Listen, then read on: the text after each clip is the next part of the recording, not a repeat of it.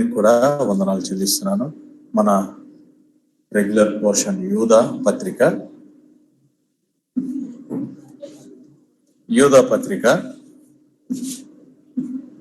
9వ వచనం నుంచి 13వ వచనం వరకు మార్చి అవుదాం. యూదా పత్రిక 9వ వచనం నుంచి 13వ వచనం వరకు.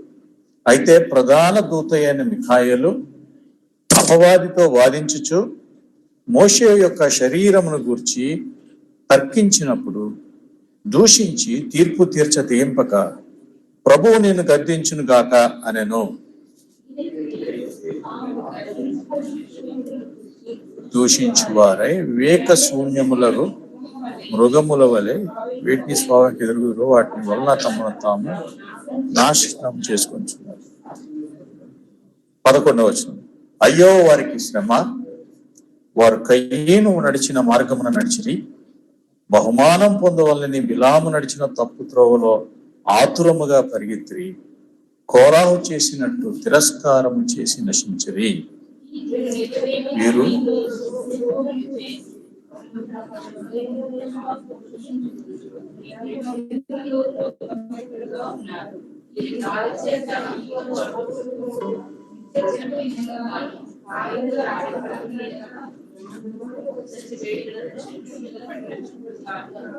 అందరం కలిసి తమ అవమానమును నురుగు వెళ్ళగ్రక్కు వారై సముద్రం యొక్క ప్రచండమైన అలలుగా మార్గము తప్పి తిరుగు చుక్కలుగా ఉన్నారు.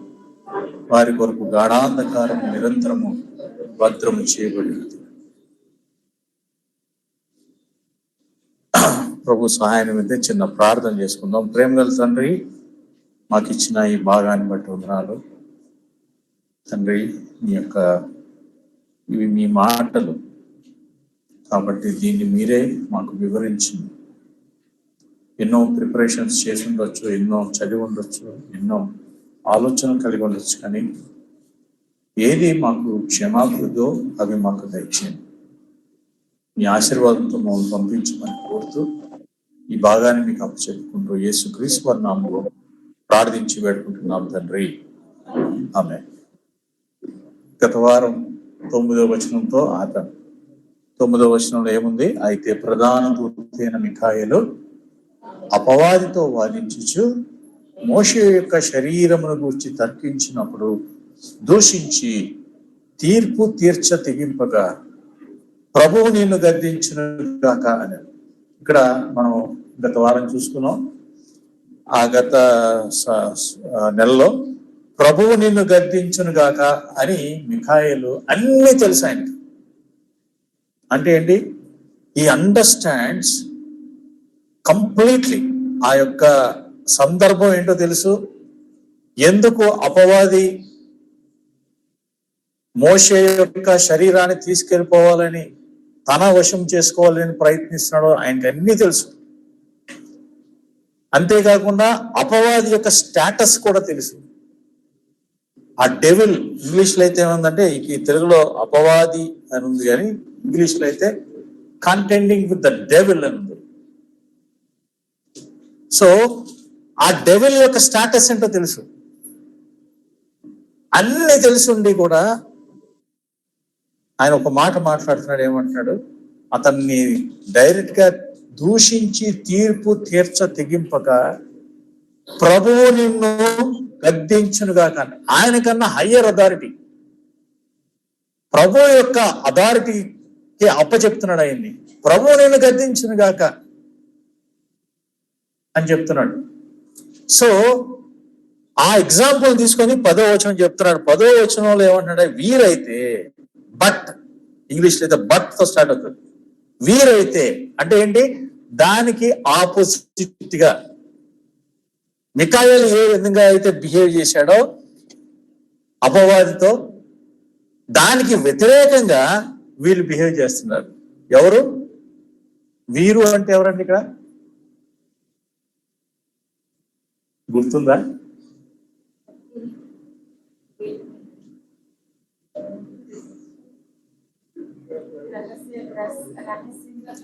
జ్వరపడిన వారు. వారు ఏ విధంగా వారు ప్రొజెక్ట్ చేసుకున్నారు? ప్రాఫిట్స్ లాగా.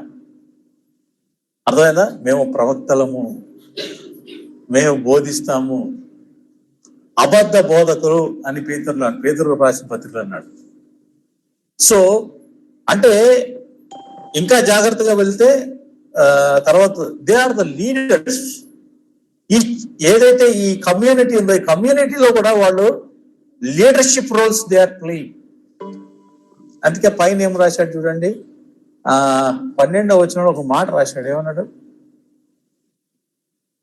వీరు నిర్భయముగా మీతో సుభోజనము చేయొచ్చు, నిర్భయముగా పోషించుకొనుచు మీ ప్రేమ విందులలో దొంగ మెట్టలుగా ఉన్నారు. ఇక్కడ ఇంగ్లీష్ లో లేకపోతే దీంట్లో అయితే షెపర్డ్స్ ఫీడింగ్ దెమ్సెల్వ్స్ అని ఎజేకియల్ 34లో ఉంటుంది. షెపర్డ్స్ దేన్ని ఫీడ్ చేయాలా? వాళ్ళ యొక్క జాబ్ ఏంటి? గొర్రెలకు ఆహారాన్ని పెట్టాల్సినది. కానీ దొంగ షెపర్డ్ ఏం చేస్తాడు? దాన్ని ఆహారం పెట్టడం మానేసి చంపుకొని తింటాడు. సో వీళ్ళు ఎవరైతే వీరు అంటున్నాడో వీళ్ళు నాట్ ఓన్లీ ఒక బయట నుంచి వచ్చి మేము ప్రవక్తం అని చెప్పుకోవడమే కాకుండా వాళ్ళ ఒక పొజిషన్స్ లో కూడా ఉన్నారు. అంటే మేబీ ఎల్డర్స్ లాగా ఉన్నారేమో చర్చ్లో, లేకపోతే డీకన్స్ లాగా ఉన్నారేమో, లేకపోతే చాలా మంచి ఇన్ఫ్లుయెన్స్ కలిగిన స్థానంలో ఉన్నారేమో చర్చ్లో, లేదా ఆ కాంగ్రిగేషన్, ఆ కమ్యూనిటీలో. సో వాళ్ళతో చెప్తాడు, వీరైతే తాము గ్రహింపని విషయములను గూర్చి దూషించువారే. డిఫరెన్స్ చూడండి. మికాయేలుకి అన్ని తెలుసు, ఆ డెవిల్ యొక్క పరిస్థితి ఏంటో తెలుసు, డెవిల్ యొక్క పడిపోయిన స్థానం ఏంటో తెలుసు, బట్ అతన్ని దూషించడానికి తెగించలేదు ఎవరు? మికాయేలు. కానీ వీళ్ళు ఏం చేస్తారు? ఏమీ తెలియకపోయిన వాటిని కూడా వాళ్ళు ఏం చేస్తారట? వీళ్ళు దూషిస్తారట. అంటే అర్థం కాదు వాళ్ళ గురించి ఏమంటాడంటే వివేక శూన్యములు, తాము గ్రహింపని విషయముల గురించి దూషించువారై. అంటే దే డోంట్ ఈవెన్ అండర్స్టాండ్. అంటే ఒక రీజన్ పెట్టి, ఒక ఆలోచన పెట్టి పరిస్థితిని అర్థం చేసుకునే మనుషులు కాదు వీళ్ళు. వాళ్ళు ఏ విధంగా ఉంటారంట? 10వ పార్ట్ ఉంది, 10లోనే ఉంది, వివేక శూన్యములకు మృగముల వలె వేటిని స్వాభావికముగా ఎరుగుదురో వాటి వలన తమ్మును తాము నాశనము చేసుకుంటున్నారు. అంటే ఒక వైల్డ్ బీస్ట్ లేకపోతే ఒక వైల్డ్ యానిమల్ ఏ విధంగా అయితే ఇన్స్టింక్ట్స్ తో పనిచేస్తుందో, ఏం చేస్తుంది? చంపాలంటే చంపేస్తుంది, ఆకలిస్తే చంపేస్తుంది, తినేస్తుంది. సో అది ఏమే ఫ్యూచర్ గురించి ఏం ఆలోచించినట్టు ఏం ఉండదు, ఇన్స్టింక్ట్స్ తోటి పనిచేస్తూ ఉంటారు. సో వీళ్ళ బిహేవియర్ ఎలా ఉందంటే ఆ ఇన్స్టింక్ట్స్ లాగే బిహేవ్ చేస్తారు. వాళ్ళు ఏమి ఆలోచించరు, గ్రహించరు, బట్ వాటి గురించి ఏం చేస్తారు? దోషణ చేస్తున్నారు. 2వ పేతురులో వీళ్ళ గురించి ఇంకా క్లియర్ గా రాశారు. చూడండి, 2వ పేతురు 2వ అధ్యాయం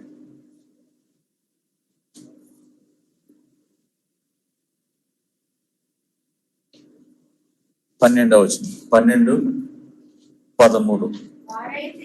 వారైతే పట్టబడి చంపబడుటకే స్వభావ సిద్ధముగా పుట్టిన వివేక శూన్యములకు మృగముల వల్లే ఉండి తమకు తెలియని విషయముల గురించి దూషించుచు తమ దుష్ప్రవర్తనకు ప్రతిఫలముగా హాని అనుభవించుచు తాము చేయు నాశనముతోనే తామే నాశనము. అంటే ఏ విధంగా అయితే వైల్డ్ యానిమల్ ఇన్స్టింక్ట్స్ తోటి హంటింగ్కి వెళ్ళి ఒక్కొక్కసారి ఆ హంట్ లో నెల చనిపోతుందో, so these people also will die like that. వాళ్ళ డిస్ట్రక్షన్ అలా దేవుడు రాసి పెట్టాడు. వాళ్ళు ఏమి ఆలోచించరు, ఆలోచన లేకుండా మాట్లాడతారు. సో మీ మధ్య చొరబడిన వారు అట్లాంటి వారు అని వాళ్ళని ముగ్గురితో పోలుస్తున్నాడు. 3 రకాలైన మనుషులతో పోలుస్తున్నాడు. 11వ వచనం, ఏమన్నాడు? అయ్యో వారికి శ్రమ. ఎందుకు? చూడండి, వారు కయ్యేను నడిచిన మార్గమున నడిచిరి. ఫస్ట్ మాట, కయ్యేను నడిచిన మార్గమున. కయ్యేను స్టోరీ మనకు బాగా తెలుసు. 4వ అధ్యాయం, ఆదికాండము 4వ అధ్యాయం.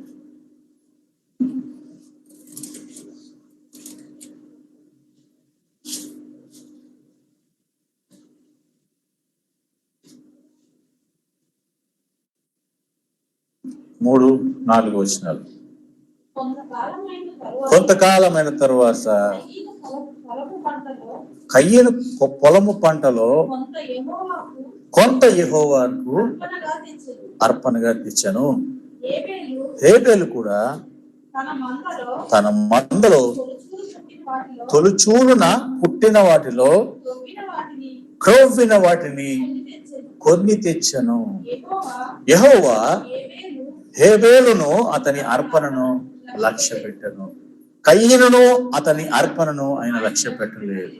చూడండి, కయ్యేను యొక్క మార్గం ఎట్లాంటి మార్గం అంటే, కయ్యేను పెద్దోడు, హేబేలు చిన్నోడు. కయ్యేను టిల్లర్ ఆఫ్ ద గ్రౌండ్, అంటే ఒక అగ్రికల్చరిస్ట్. ఈయన is a shepherd, you can say animal husbandry. వేరే డిపార్ట్మెంట్, ఈయన వేరే డిపార్ట్మెంట్.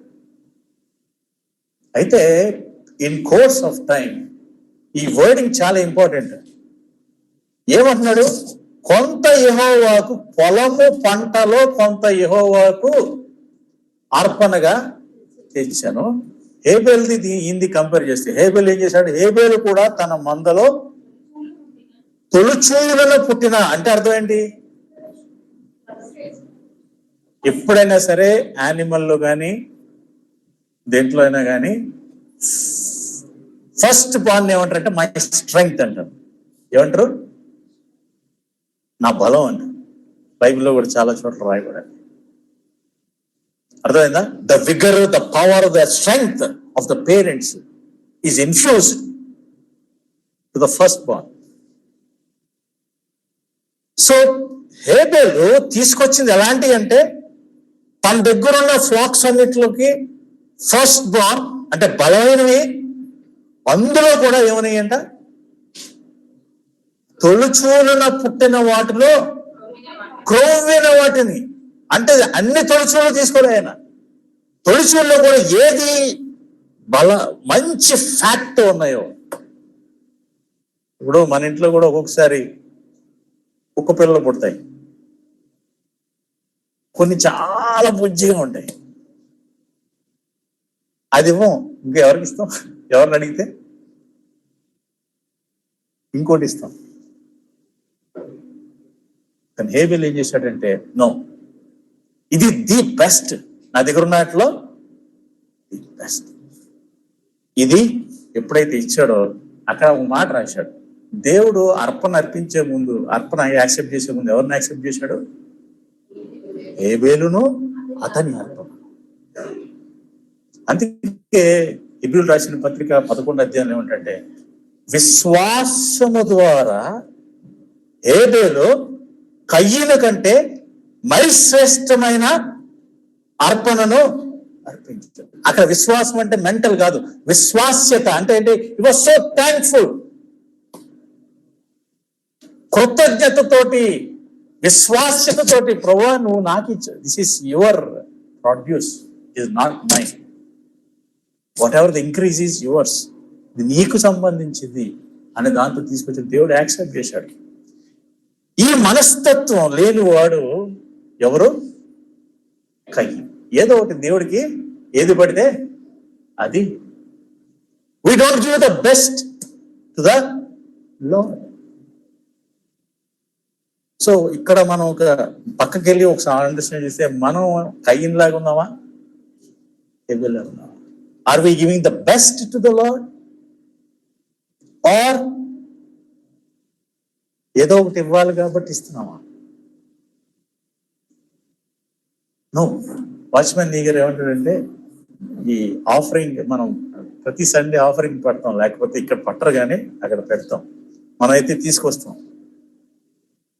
ఆయన ఏమంటాడంటే, ఆ వారం అంతా ఎప్పుడు డబ్బులు వస్తే అప్పుడు వెంటనే ఏం చేయాలా, ప్రభు పోర్షన్ అని నువ్వు ఏదైతే అనుకున్నావు ఆ పోర్షన్ ని పక్కన పెట్టేయాలి.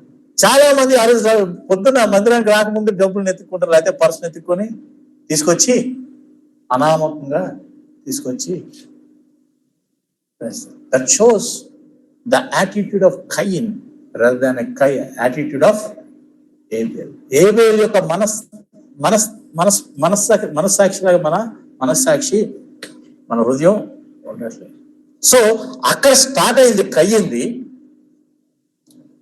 కయ్యని యొక్క సంగతి ఏం చెప్తున్నాడు చూడండి, ఏమంటున్నాడు 6వ వచనం. యెహోవా కయీనుతో, నీకు కోపమేలా? ముఖము చిన్నబుచ్చుకొని ఉన్నావేమి? నీవు సత్క్రియ చేసిన ఎడల తలనెత్తుకొనవా? సత్క్రియ చేయని ఎడల వాకిట పాపము పొంచియుండును. నీ ఎడల దానికి వాంఛ కలుగును, నీవు దానిని ఏలుదువనెను. ఆ ట్రాన్స్లేషన్ వేరేగా ఉందండి. Actually you must rule over it. అంటే నువ్వు దాన్ని ఏలాలి, ఏలడం కాదు, నువ్వు ఏలాలి అంటే దాన్ని నువ్వు అధిగమించాలి. యాంగర్ వచ్చేసింది దగ్గరికి, అది ప్రాసెస్ అయ్యి క్రోధం కింద మొదలై మర్డర్ కింద కన్వర్ట్ అవుతుంది, దాన్ని నువ్వు ఏలు అని చెప్తున్నాడు. But no, he resented, he did not repent. Rather తర్వాత ఆయన గురించి ఏబేల్ని చంపేస్తాడు. ఏబేల్ని చంపిన తర్వాత దేవుడు ఒక శాపం ఇస్తాడు. ఏమంటాడు 11వ వచనం, కావున నీ తమ్ముని రక్తమును ఈ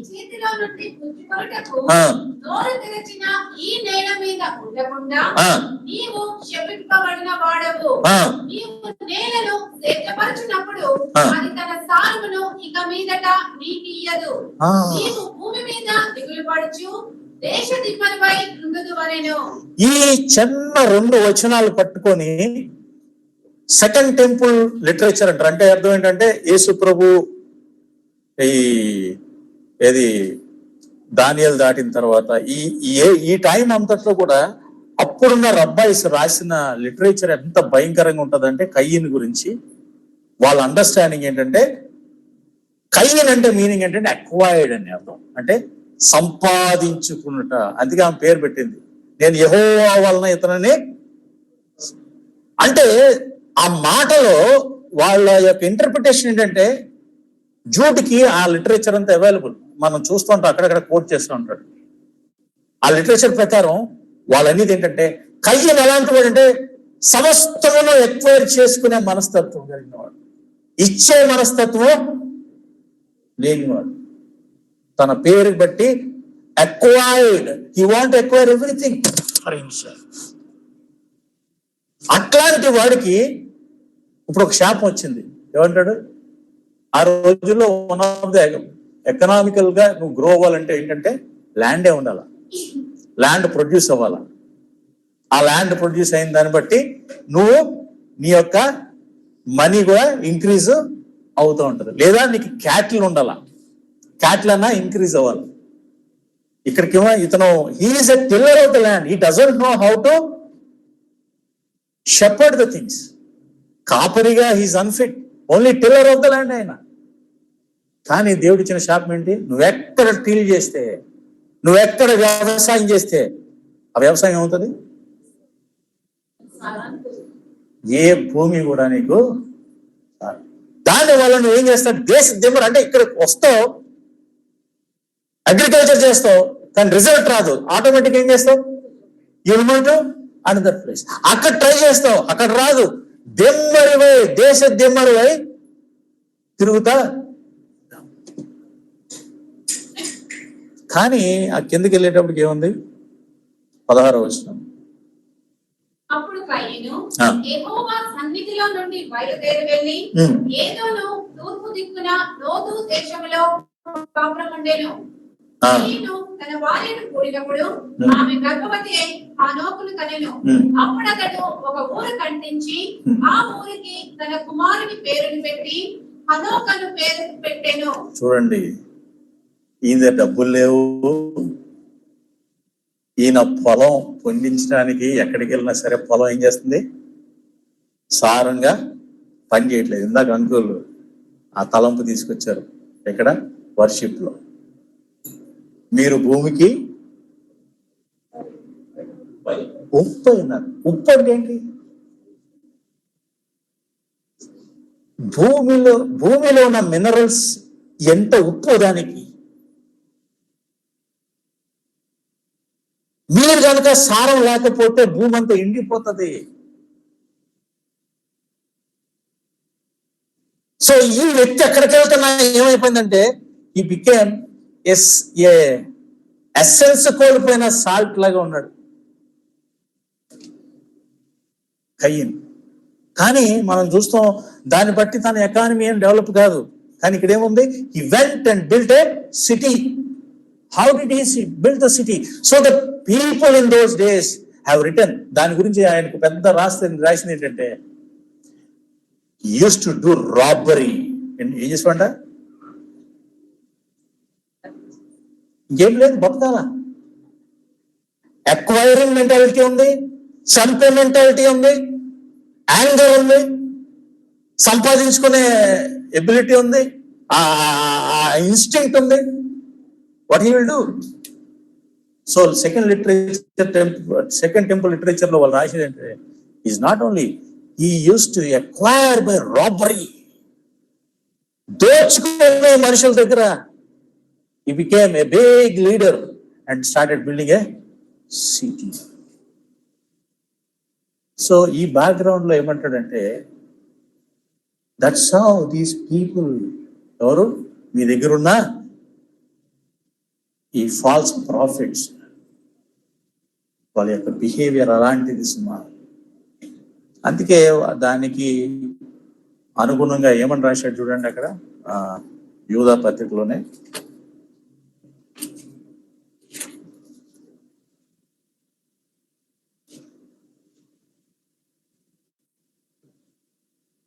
వీరు గాలి చేత అటు ఇటు కొట్టుకొని పోవు నిర్జల మేఘములుగాను, కాయలు రాలి ఫలములు లేక 2 మార్లు చచ్చి వేళ్లతో పెళ్ళగింపబడిన చెట్లుగాను.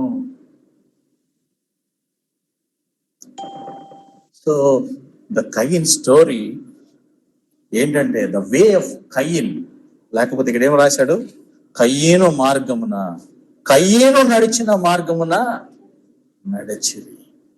అంటే అర్థం ఏంటంటే, వాళ్ళ వల్ల ఏమి కూడా మనకి సారవంతమైంది ఏమి కూడా మనకి రాదు కదా.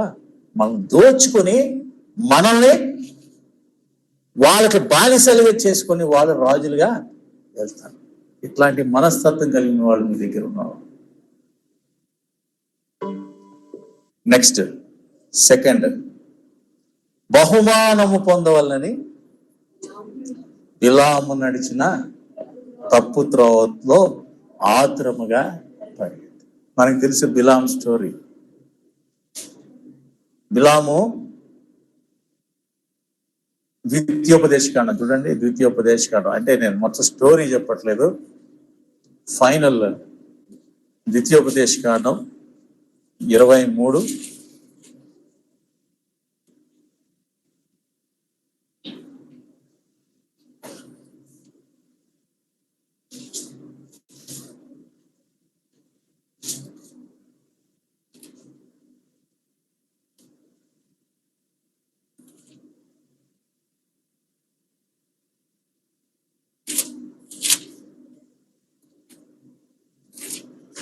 సారీ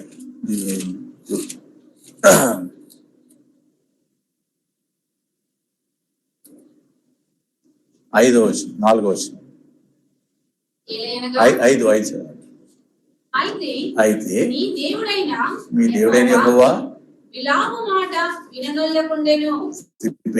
మాట విననొల్లకుండెను. నీ దేవుడైన యెహోవా నిన్ను ప్రేమించను గనుక నీ దేవుడైన యెహోవా నీ నిమిత్తము ఆ శాపమును ఆశీర్వాదముగా చేశాను. అక్కడ ఏమంటాడు, మనం నంబర్స్ లో జాగ్రత్తగా చదివితే ఎక్కడ కూడా శాపవచనము పలకడానికి ట్రై చేసినట్టు ఎక్కడ కనపడదు మనకి.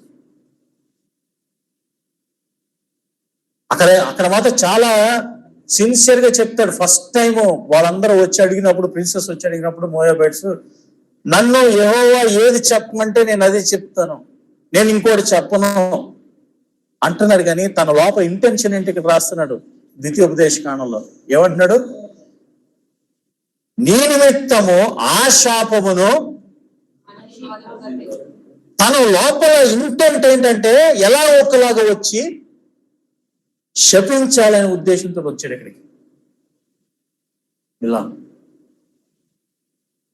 కానీ దేవుడు రెస్ట్రైన్ చేశాడు ఆ వ్యక్తిని. మాట్లాడుకున్నాడు 3 సార్లు. ఆ 3వసారి అయితే యేసు ప్రభు గురించి కూడా ప్రాఫెసీ చేశాడు ఇలా. సో అంటే అర్థం ఏంటి, ఒక ప్రాఫెట్ లాగా వచ్చి దేవుని ప్రజలను ఏం చేస్తున్నాడు, దేవుని ప్రజలను శపించడానికి వచ్చిన ప్రాఫెట్. బయటికి మాత్రం ఎలాగా ఆశీర్వాదమే ఇస్తాను అన్నట్టుగా చూపించుకుంటున్నాడు, కానీ ఇంటెంట్ గా లోపలే మాత్రం శపించే మనస్తత్వం కలిగినవాడు. అందుకే తను ఇచ్చిన అడ్వైస్ ప్రకారం ఏం చేశాడు తర్వాత, నంబర్స్ 31 చూడండి, సంఖ్యాకాండం 31, సంఖ్యాకాండం 31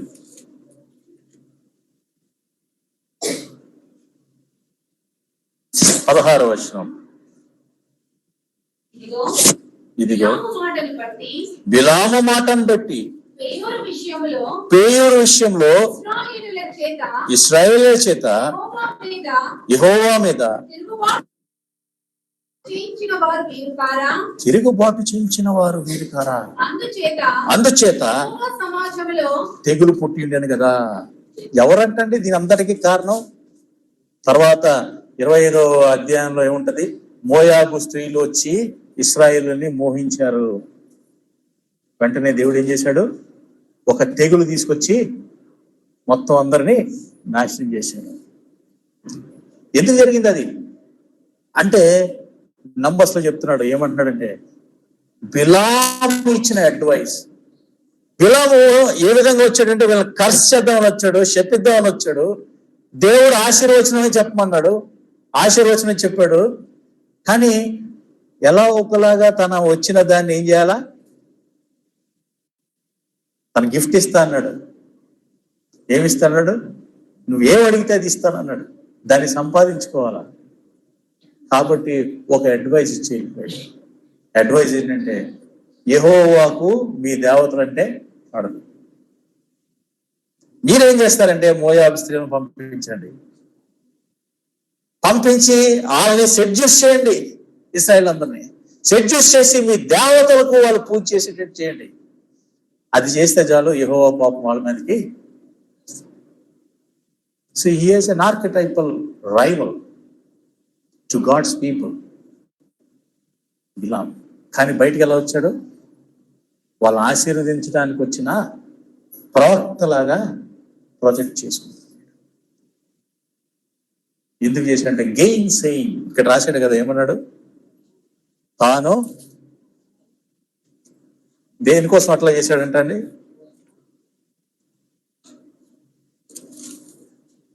బహుమానము పొందవని బిలాము నడిచిన తప్పు త్రోవలో ఆతురముగా పరిగెత్తిరి. సో మీ దగ్గర ఉన్న వాళ్ళు కయ్యని లాంటి వే కలిగిన వాళ్ళు చూడండి. ఈ మాట గురించి అయితే పేతురు కూడా ఏమంటాడో, పేతురు రెండో పేతురు 15వ వచనం, 2వ అధ్యాయం 15వ వచనం. మార్గమును విడిచి బెయోరు కుమారుడైన బిలాము పోయిన మార్గమును బట్టి త్రోవ తప్పిపోయిరి. ఆ బిలాము దుర్నీతి వలన కలుగు బహుమానమును ప్రేమించెను. అయితే తాను చేసిన అతిక్రమము నిమిత్తము అతడు గతింపబడెను. ఎట్లనగా నోరు లేని గాధవము మానవ స్వరముతో మాట్లాడి ఆ ప్రవక్త యొక్క వెర్రితనము అంటరించెను. అక్కడ ఏమంటున్నాడంటే బిలాము యొక్క మార్గం గురించి మాట్లాడుతున్నాడు. ఇందా మనం చదువుకున్నప్పుడు యూదాలు ఏమన్నాడు? కయ్యని యొక్క మార్గం అన్నాడు. ఇక్కడేమన్నాడు? బహుమానం పొంద తప్పు త్రోవలో. ఇద్దరి యొక్క మార్గాలు అవే.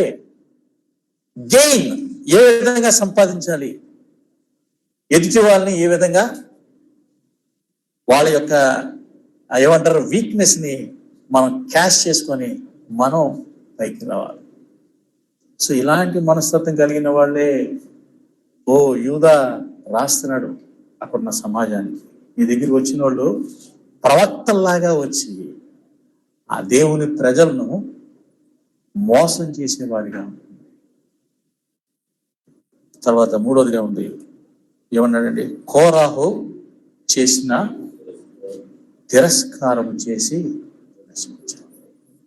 అక్కడ కోర చూడండి ఒకసారి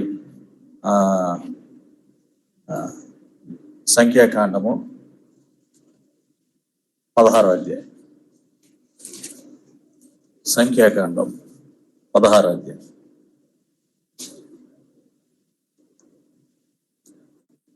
ఈ కోర ఈ యొక్క రెబెలియన్ 4 స్టేజెస్ లో జరిగింది. అంటే 4 స్టేజెస్ అంటే కోర ఒక్కడు ఎంత మంది రెబెలియస్ గా తీసుకొచ్చాడంటే అక్కడ 4 రెబెలియన్స్ జరిగినాయి. అంటే 4 రకాలైన తిరుగుబాటుతనం జరిగింది. 4 జనాలని 4 వైపుల నుంచి తిరుగుబాటు వచ్చింది. ఫస్ట్ ఎవరంటండి? మొదటి 16వ అధ్యాయం మొదటి వచనం. లేవీకి మునిమనుడును కహాతు మనవుడును ఇశ్షారు కుమారుడు కోరాహు రూబేనీలలో ఎలియాబు కుమారుడైన దాతాను అభిరాములను పెలేతు కుమారుడైన ఓనును యోచించుకొని. మనకి ఈ 16వ అధ్యాయం యొక్క మూలానికి ముందుకెళ్తే 12వ అధ్యాయంలో వాళ్ళు ఏం చేశారు? స్కౌట్ చేశారు. ఏది? ఇజ్రాయెల్ ల్యాండ్ అంతటి ఏం చేశారు? వెళ్ళి వేగులు వారు వెళ్ళి స్కౌట్ చేసుకొచ్చారు. వచ్చిన తర్వాత ఏమన్నారు? అక్కడ ఉన్న జనం అందరూ చాలా ఉన్నత దేహం కలిగిన వాళ్ళు, మనం అక్కడికి వెళ్ళి చేయలేము అంటే అర్థం ఏంటి? మనం వెళ్ళలేము, చేయలేము. కానీ ఈయన ఏం చేశాడు? ఐగుప్తు నుంచి తీసుకొచ్చి మనల్ని ఎక్కడ పెట్టాడు? అరణ్యంలో పెట్టాడు. అంటే వీళ్ళు ఏదైతే డ్రీమ్ చేశారో, వీళ్ళు ఏదైతే ఊహించుకున్నారో ఆ ప్రాస్పెరిటీ యొక్క పాసిబిలిటీస్ ఎక్కడ కనబట్టలే వాళ్ళకి. సో డిస్కరేజ్ అయిపోయారు. డిస్కరేజ్ అయిపోయి వీళ్ళు కోరా ఏం చేశాడంటే ఇద్దరితోటి యోచించాడంటే దాతాను అభిరామ్. ఈ ఎవరు? వీళ్ళెవరు? రూబేను కుమారులు. రూబేన్ ఎవరండి? ఇంటికి పెద్దవాడు, ఫస్ట్ బోర్న్, తొలిచూడు. తొలిచూడు అంటే అర్థం ఏంటి? తండ్రి తర్వాత తండ్రి యొక్క స్థానం కలిగినవాడు. కోర ఎవరు? లేవీలలో కోహాతు సంబంధించిన వాళ్ళు. అంటే కోహాత్ అంటే అర్థం ఏంటంటే మోజెస్ యొక్క ఫ్యామిలీ కూడా కోహాత్కి సంబంధించిందే. అర్థమవుతుందా ఈ రెబెలియన్ ఎందుకు వచ్చిందో?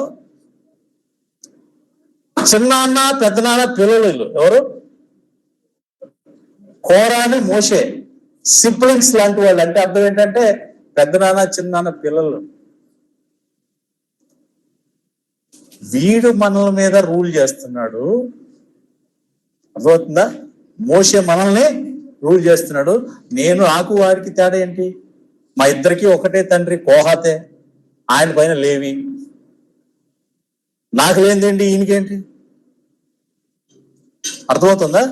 సో కోరాహ ఏం చేసి కోరాహ యొక్క ఏంటంటే ఎందుకు మోసెస్ మా మీద ఎదురుబాటు చేయాలా? ఆయనకు తోడు ఎవరు రావాలా? ఇంటికి పెద్దోడు రావాలా? ఇంటికి పెద్దోళ్ళు ఎవరు? రూబేన్. సో ఇక్కడ రెబెలియన్ ఇద్దరి మీద జరుగుతుంది. ఎవరి మీద జరుగుతుంది? మోషే మీద జరుగుతుంది, అహరోను మీద జరుగుతుంది.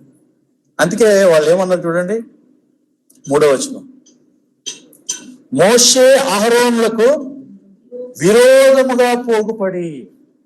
ఎవరెవరు పోగుపడ్డారు? రూబేను కుమారులు అంటే దాతాను, అభిరాములు పెద్దవాళ్ళు. తర్వాత ఇంకెవరున్నారండి కింద 2వ వచనంలో, ఇశ్రాయేల్లో పేరు పొందిన సభికులను, సమాజ ప్రధానులను 250 మంది అంటండి. సమాజంలో ప్రధానులు అంటే అర్థం ఏంటి? ఆల్మోస్ట్ ఆల్ కాంగ్రిగేషన్ అంతటిని ఇన్ఫ్లుయెన్స్ చేసేసారు. 6 లక్షల మందిని ఇన్ఫ్లుయెన్స్ చేసి అందులో ఉన్న చీఫ్ టెన్స్ అందరినీ కూడా, ట్రైబ్స్ యొక్క చీఫ్స్ అందరినీ రెబెలియన్ కి తీసుకొచ్చారు. This is not an ordinary rebellion. ఎవరి ద్వారా వచ్చింది? 1 మ్యాన్. ఎవడాడు? కోరా. ఆడెళ్ళి రూబేను పిల్లలు రెచ్చగొట్టాడు, మిగిలిన సమాజాన్ని అంతటి ఎలా రెచ్చగొట్టాడంటే ఇంకేముంది చూడండి. అక్కడ ఏమంటాడు? 3వ వచనంలో ఏమంటాడు? మీతో మాకిక పని లేదు, ఈ సర్వ సమాజంలోని ప్రతి వాడును పరిశుద్ధుడే, యెహోవా వారి మధ్యన ఉన్నాడు. చూడండి స్టేట్మెంట్ ఎంత గ్రాండ్ గా ఉందో. అంటే అర్థం ఏంటి? అరే మనం అందరం సమానం. ఈరోజు సమానత్వం గురించి చాలా గొప్పగా అయిపోతుంది ప్రపంచం అంతా. సో వాడు ఆ ఫీలింగ్ తీసుకొచ్చాడు వాళ్ళు. అంటే అందరూ సమానులే. కానీ దేవుడు ఒక ఆర్డర్ కోసం ఒక పద్ధతిని పెట్టాడు. సో మనమందరం ఒకటే, మేమందరం పరిశుద్ధులే, మీరేంటి మాకంటే హెచ్చించుకుంటున్నారు? చూస్తారండి వాళ్ళ యొక్క ప్రాబ్లం. తర్వాత అంటే ఇక్కడ 4 రకాలుగా లేవీలు ఎదురు తిరుగుతారు, కోరా ఎదురు తిరుగుతున్నాడు, తర్వాత రూబేను ఎదురు తిరుగుతున్నాడు, 4వదిగా సర్వ సమాజము. అంటే 4 రకాలైన రెబెలియన్స్ ఒకేసారి వచ్చినది.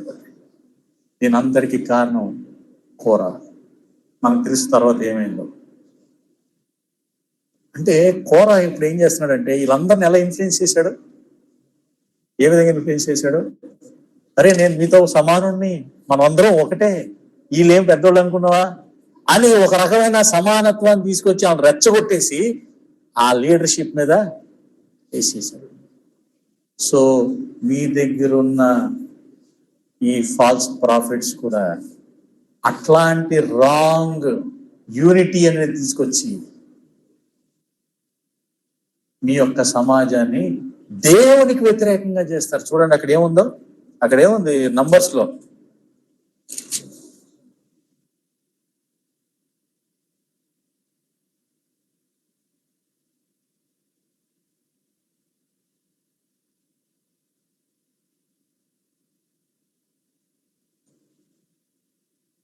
వాడు యెహోవాకు వ్యతిరేకంగా తిరిగిరి అని ఉంటదండి. మర్చిపోయాను, అది చదివితే క్లియర్గా ఉంటుంది. సరే, అర్థం ఏంటంటే మీరు మోషే మీద అహరోను మీద ఎదురుబాటు తిరగలే. మీరు తిరిగిన తిరుగుబాటు ఎవరి మీద? దేవుని మీద. 11 ఏముందండి? ఇందు నిమిత్తము నీవును యెహోవాకు విరోధముగా పోయాను. అహరోను ఎవరు? మోషే ఎవరు? మీరు మా మీద మీరు చేసేది ఎవరి మీద? దేవుడి మీద. కోరా యొక్క రిబెలియన్. సో అందుకే జూడ్ అంటాడు, వీళ్ళు ఆ రోజుల్లో అంటే చూడండి సింపుల్ గా ఒక సెంటెన్స్ లో వీళ్ళకి చెప్తున్నాడు. అంటే జూడ్ యొక్క ప్రేక్షకులు, లేకపోతే ఈ లెటర్ తీసుకొని వింటున్న ప్రేక్షకులు ఎంత వీటి గురించిన అవగాహన కలిగిన వారు. వాళ్ళ గురించి విడమరిచి చెప్పవసరం లేదు. ఇలాగ నేను చెప్తున్నాడు, బిలాం ఇలాంటోడు, లేకపోతే కయ్యన్ ఇలాంటోడు, లేకపోతే ఎవరు కోరా ఇలాంటి రిబెలియన్, ఇవన్నీ వాళ్ళకి అండర్స్టాండబుల్. అంటే ఒక సెంటెన్స్ చెప్తే, ఇప్పుడు ఎవరైనా హిట్లర్ లాంటోడు రా అన్నాడు అనుకో చాలు, ఎందుకు? హిట్లర్ యొక్క దుర్మార్గత ఏంటో అందరికీ తెలుసు. వాడు ఎంతమంది చంపాడు ఇలాంటి వాడిని చెప్పవసరం లేదు ఎవరికి. సో ఈ ముగ్గురిని, లేకపోతే ఎవరెవరిని, బిలాముని కానీ, కయ్యిన్ని కానీ, తర్వాత కోరహాన్ని కానీ ఎందుకు తీసుకున్నట్టే అందరికీ సమాజంలో అంత they are well versed about తీసుకుంటారు. వీళ్ళ యొక్క యాక్టివిటీస్, వీళ్ళు ఏ విధంగా దేవునికి వ్యతిరేకంగా చేశారు, ఎలా గెయిన్ సేయింగ్ కోసం బిలాం చేశాడు, ఏ విధంగా గ్రీడ్ తోటి కయ్యని వెళ్ళి చంపేశాడు. ఇవన్నీ తెలిసిన దానికి జస్ట్ ఒక సెంటెన్స్ చెప్తున్నాడు. ఏమన్నాడు? తప్పు త్రోవల ఆత్రం పరిగెత్తి కోరా చేసినట్టు తిరస్కారం చేసి నశించాడు. సో వీళ్ళు ఎలాగ ఉంటారంట? అంత 5 minutes ఉందా? 5. వీరు నిర్భయముగా మీతో సుభోజనము చేయొచ్చు, తమ్మును తాము నిర్భయముగా పోషించుకొనుచు మీ ప్రేమ విందులలో దొంగ మెట్టలుగా ఉన్నారు. మెట్టలు అంటే ఏంటండి? హైట్స్. లూకాసు వార్త 14వ అధ్యాయంలో యేసుప్రభు అంటాడు, ఏమంటాడు? నువ్వు ఎవరికన్నా భోజనానికి పోయినప్పుడు నువ్వు ఎక్కడ కూర్చో? తక్కువ స్థానంలో కూర్చో. ఎందుకంటే ఆ విందు పిలిచిన వాడు ఏం చేయాలి? నేను పిలిచి వచ్చి నువ్వు హయ్యర్ ప్లేస్ ఆక్యుపై చేయి. సో ఒక కింగ్ కానీ, లేకపోతే ఒక మంచి సమాజంలో ఒక మంచి విందు ఇచ్చినప్పుడు వాళ్ళకు కూడా ప్లేసెస్ అకార్డింగ్ టు హానర్ ఉండేది. ఇప్పుడు చూడండి, ఎవరన్నా ఒక పెళ్లి లేదంటే జరుగుతుంటే ఫస్ట్ సీట్లు ఎవరికో రిజర్వ్ చేసి పెడతారు. వీళ్ళు ఎలాంటి వాళ్ళు అంటే దొంగ మెట్టలు అంటే అర్థం ఏంటి? They don't belong to that status. ఆ హైట్ లో ఉండడానికి, లేకపోతే మీ సమాజంలో లీడర్స్ గా ఉండడానికి వీళ్ళెవరు కూడా సరిపోరు. But they are wrong. దొంగ మెట్టలు అంతా. సెకండ్ మీనింగ్ ఏముంటదంటే, ఈ షిప్స్ వెళ్తున్నప్పుడు అంట కింద అండర్ వాటర్ లో మౌంటైన్స్ ఉంటాయి, కింద మౌంటైన్స్, వాటిని కూడా దొంగ మెట్టలు, హిడెన్ రీడ్స్ అంటారు. అవి ఏం చేస్తాయంటే షిప్ కి తెలియదు, ఆ పైలట్కి ఏం కనబడవు, లేకపోతే నావిగేటర్కి తెలియదు. సో ఆటోమేటిక్గా ఏమవుతుంది? ఇట్ విల్ వ్రక్ ద షిప్ ని మొత్తం అది కూడా బద్దలు చేసేస్తుంది. ఎందుకంటే కనపడలేదు, కింద ఉంది, అండర్ వాటర్ లో ఉంది ఆ మౌంటైన్. ఇప్పుడంటే సెన్సార్స్ వచ్చేసి దే నో ఎవ్రీథింగ్. ఆ రోజుల్లో ఇది లేదు. సో దొంగ మెట్టలు లాంటి వాళ్ళు మీ యొక్క లవ్ ఫీస్ట్ లో ఉన్న వాళ్ళు ఏం చేస్తారట? మీ ప్రేమ విందులలో దొంగ మెట్టలుగా ఉన్నాయి. అంటే అర్థం ఏంటి? ప్రేమ విందులు అంటే అర్థం ఏంటంటే, మనం తీసుకున్న ఈ బల్ల ఉంది కదా, ఈ బల్ల ఒక ప్రేమ విందు లాంటిది. మనం అంటే ఏదో ఒక చిన్న తీసుకున్న, ఆ రోజుల్లో భోజనం చేసేవారు, బల్ల రొట్టె విడిచి భోజనం చేసేవారు. అంటే they take part in the table, Lord's table. ఆ లార్డ్స్ టేబుల్ యొక్క సమయంలో కూడా దే ఆర్ ఎట్లా ఉన్నారు? లీడర్స్ లాగా ఉంటున్నారు వారి మధ్య. సో ఇది ఇలాంటి స్టేజ్ లో వాళ్ళు ఏం చేస్తారు? వీరు గాలి చేత ఇటు అటు కొట్టుకొని పోవు నిర్జల మేఘముగా. అంటే ఏమి అంటే ఏంటంటే, ఊరికే చూడండి, ఒక్కొక్కసారి మేఘం లాగా వస్తూ ఉంటది, వచ్చి నీళ్ళు ఏం చేయదు, మళ్ళీ వెళ్ళిపోతుంటది. అంటే మనకంటే పర్లేదు, అప్పుడప్పుడు వర్షం పడుతుంది కదా. అదే ఎడారి ప్రాంతంలో అయితే ఒక్కసారి మేఘం వస్తేనే వాళ్ళకి ప్రాణం వేసి వస్తుంది, అమ్మ వర్షం వస్తుందేమో అన్నట్టు. కానీ వాళ్ళకి ఏమవుతుంది? వచ్చినట్టు వచ్చి ఇట్ డిస్పర్సెస్. అరే ఆశలన్నీ అడియాశలు అయిపోయి. అంటే మీకు they create false hope that they can be fertile గా చేయగలిగిన సామర్థ్యం ఉందంటే ఫాల్స్ హోప్ క్రియేట్ చేస్తారు. But they leave you desert like a desert. తర్వాత కాయలు రాలి ఫలము లేక, నో ఫ్రూట్. వాటి వల్ల ఏ విధమైన ఫలము ఉండదు. 2 మార్లు చచ్చి వేళ్లతో పెళ్లగింపబడిన చెట్లుగాను. 13వ తమ అవమానము నురగగల్ల గ్రక్కువారే, సముద్రము యొక్క ప్రచండమైన అలలుగాను. ఏ విధంగా అయితే సముద్రం యొక్క నీరు బయటకు వచ్చినప్పుడు ఆ నురగ బయటకు వస్తుందో, వాళ్ళ అవమానాన్ని, వాళ్ళ షేర్ ని బయట పెట్టుకుంటారట. అంటే అర్థం ఏంటి అంటే చూడండి, పేతురు రాసిన పత్రిక 2వ అధ్యాయం, పేతురు రాసిన పత్రిక 2వ అధ్యాయం 2వ పేతురు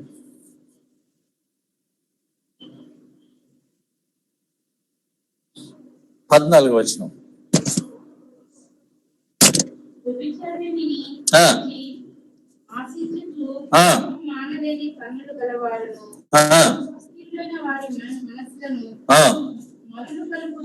లోభిత్వమందు సాధకము చేయబడిన హృదయము గలవారును శాపగ్రస్తులునై ఉండి. చూసారండి, ఈయన ఎవరు, పేతురు గారు వాళ్ళ బిహేవియర్ చెప్తున్నారు, ఎక్స్ప్లెయిన్ చేస్తున్నారు. వాళ్ళ షేర్ ని బయటకు పెట్టుకుంటారు. ఇన్సాటియబుల్ సిన్ అంటే అర్థం ఏంటి? కంట్రోల్ లేని మనస్తత్వం కలిగిన వాళ్ళు మీ లవ్ ఫీస్ట్ లో ఉంటారు. చాలా జాగ్రత్త. లాస్ట్ లో ఇంకోటి, మార్గము తప్పి తిరుగు చుక్కలుగా. మార్గం వ్యాండరింగ్ స్టార్స్. ఈ వ్యాండరింగ్ స్టార్స్ ఇంగ్లీష్ లో for whom the gloom of utter darkness has been reserved for ever. ఈ వ్యాండరింగ్ స్టార్స్ అనేది ఏంటంటే ఈ ఏంజల్స్, పడిపోయిన ఏంజల్స్ గురించే మాట్లాడుతున్నాడు. ఈ జెనసిస్ 6 లో ఏదైతే ఏంజల్స్ వచ్చి వారు తేజో నక్షత్రాలా ఉండాల్సిన వాళ్ళు ఏమైపోయారు? వాళ్ళు పడిపోయి డార్క్నెస్ కి ఏ విధంగా అయితే రిజర్వ్ చేయబడ్డాడు. అందుకే చూడండి, రెవల్యూషన్ 2వ అధ్యాయం, రెవల్యూషన్ 2nd చాప్టర్.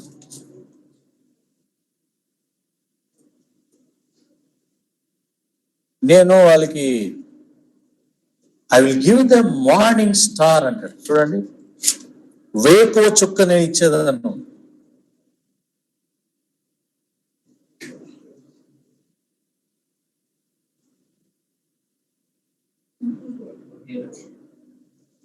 ఎంత?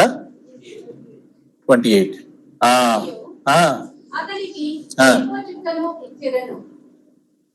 పైన 26-27. నేను నా తండ్రి వలన కారము పొందినట్టు గ్రహించుచు అంతము వరకు నా క్రియలు జాగ్రత్తగా చేయవానికి జనుల మీద అధికారము ఇచ్చెదను. అతడు ఇనుపదండముతో వారిని ఏలెను. వారు కుమ్మరివాని పాత్రల వలె పగలగొట్టబడుదురు మరియు అతనికి వేకువ చుక్కను ఇచ్చెదను. చూడండి, ఎవరైతే జయిస్తారో అంట వాళ్ళకి రూలర్షిప్ ఇస్తాడు దేవుడు. వాళ్ళు రాజుల్లాగా రాజు చేస్తారు. వాళ్ళకి ఏమి ఇస్తాడంట? వేకువ చుక్క. అంటే అర్థం ఏంటి? వేకువ చుక్క అంటే మనం చూస్తాం. వేకువ చుక్క రిమైనింగ్ వర్సెస్ లో పాత నిబంధనలు ఏంటంటే, it's a place occupied by the chiefest of angels. దేవుని మయసభ, ఆయన సభలో దేవుని తర్వాత ఉన్న వాళ్ళ యొక్క స్థానాన్ని వేకువ చుక్క, వాళ్ళ యొక్క పేర్లని వేకువ చుక్క అంటారు, మార్నింగ్ స్టార్స్. దేవుడు ఇక్కడ యేసుప్రభు లేకపోతే ప్రకటన గ్రంథంలో ఆయన ఏమంటున్నట్టు, ఎవరైతే జయిస్తాడో వీళ్ళు ఏం చేస్తారంటే, వీళ్ళు ఆ హైయెస్ట్ ప్లేస్ లో ఉన్న ఎవరైతే పడిపోయారో వాళ్ళ ప్లేస్ అంతా వీళ్ళు ఫిల్ చేస్తారు. ఎవరు? దేవుని ప్రజలు ఎవరైతే జయించి ఉంటారో వాళ్ళు ఏం చేస్తారు? ఆ ఏంజల్స్ ని ఏం చేస్తారు? రీప్లేస్ చేస్తారు. అందుకే ఏమంటాడంటే, రాబో యొక్క లోకాన్ని దేవుడు, చూడండి హెబ్రీయులు రాసిన పత్రిక, ఒక్క సెంటెన్స్ చెప్పి క్లోజ్ చేస్తాను. హెబ్రీయులు రాసిన పత్రిక 2వ అధ్యాయం 5వ వచనం. మనము మాట్లాడుచున్న రాబో లోకమును ఆయన దూతలకు దేవుడు ఏదైతే తీసుకొచ్చి ఆయన రాజ్యాన్ని చేసినప్పుడు ఆ లోకాన్ని ఎవరి వరకు ఉంచాడంటే, మానవులు, ఈ పడిపోయిన వారు ఉన్నారు కదా, ఈ ఏంజల్స్ ఏదైతే ప్లేస్ ఆక్యుపై చేసి కిందకు వచ్చి పడిపోయారు కదా, వాళ్ళ ప్లేస్ ని ఎవరితో ఫిల్ చేశాడట? మానవులతో నింపుతాడు. ఎవరు? ఎట్లాంటి మానవులు వాళ్ళు? జయించిన మానవుడు. సో మనం కంపేర్ చేస్తే వీళ్ళు ఎలా ఉన్నారు? వాండరింగ్ స్టార్స్, అంటే త్రోవ తప్పిన చుక్కల వలె వెళ్ళి అగాధానికి లేకపోతే చీకటికి లోనైపోయే ఏంజల్స్ లాగా ఉన్నారు వాళ్ళు, ఫాల్స్ ప్రాఫిట్స్. కానీ దేవుడు మనం పిలిచింది దాని కొరకు కాదు. దేవుడు మనల్ని ఎందుకు పిలిచాడు? వేకువ చుక్కలాగా ఉండడానికి. సో నేను ఇది ఎంత ఎందుకు చెప్తున్నానంటే, ఆది సంఘంలోనే స్ట్రాంగ్ గా ఉన్న చర్చెస్ లోనే అపోజల్స్ బతికుండగానే కామెంటేటర్స్ ఏం చెప్తారంటే, జూడ్ యొక్క లెటర్ ని పేతురు ఎక్స్ప్లెయిన్ చేస్తున్నాడు అంటారు సెకండ్ పీటర్. అంటే సెకండ్ పీటర్ ఈజ్ అన్ ఏమంటారంటే ఎక్స్ప్లెనేషన్ ఆఫ్ జూడ్. అందుకే మీకు వివరంగా రాస్తాడు పేతురు. ఈయన ఒక్కొక్క సెంటెన్స్ చెప్తుందని ఆయన వివరంగా రాస్తూ ఉంటాడు.